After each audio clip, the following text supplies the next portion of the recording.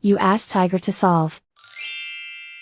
This deals with linear equations with one unknown. The final result is v equals 13. Let's solve it step by step. Simplify the expression. Find the greatest common factor of the numerator and denominator. Factor out and cancel the greatest common factor.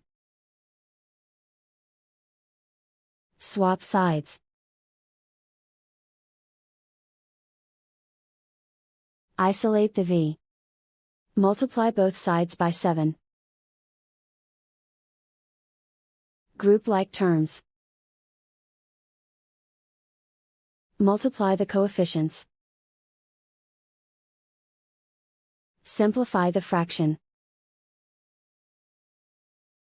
Multiply the fractions.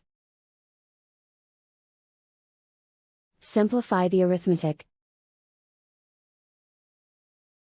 And so the final result is v equals 13.